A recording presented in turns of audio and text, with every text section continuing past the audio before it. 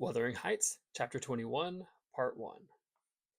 We had sad work with little Kathy that day. She rose in high glee, eager to join her cousin, and such passionate tears and lamentations followed that news of his departure that Edgar himself was obliged to soothe her by affirming he should come back soon. He added, however, if I can get him. There were no hopes of that. This promise poorly pacified her, but time was more potent, and though still at intervals she inquired of her father when Linton would return, before she did see him again his features had waxed so dim in her memory that she did not recognize him.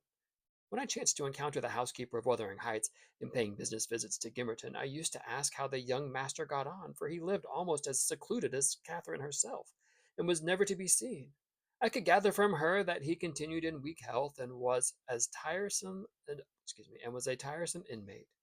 She said Mr. Heathcliff seemed to dislike him ever longer and worse, though he took some trouble to conceal it. He had an antipathy to the sound of his voice, and should not do at all with his sitting in the same room with him many minutes together. There seldom passed much talk between them. Linton learnt his lessons and spent his evenings in a small apartment they called the parlor, or else lay in bed all day, for he was constantly getting coughs and colds and aches and pains of some sort. And I never knew such a faint-hearted creature, added the woman, nor one so careful of his'n.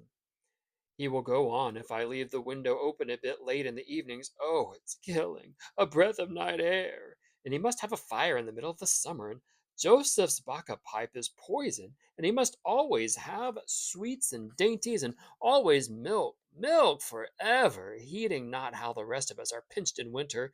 And there he'll sit wrapped in his furred coat in his chair by the fire, and some toast and water on top slop, and hob to sip at. And if Hareton for pity comes to amuse him, Hareton is not bad natured, though he's rough, they're sure to part, one swearing and the other crying. I believe the master would relish Earnshaw's thrashing him to a mummy if he were not his son, and I'm certain he would be fit to turn him out of doors if he knew half the nursing he gives Hislin. But then he won't go into danger of temptation. He never enters the parlor, and should Linton show those ways in the house where he is, he sends him upstairs directly. I divined from this account that utter lack of sympathy had rendered young Heathcliff selfish and disagreeable. If he were not so originally, and my interest in him consequently decayed, though still I was moved with a sense of grief at his loss, and a wish that he had been left with us. Mr. Edgar encouraged me to gain information. He thought a great deal about him, I fancy, and would have run some risk to see him, and he told me once to ask the housekeeper whether he ever came into the village.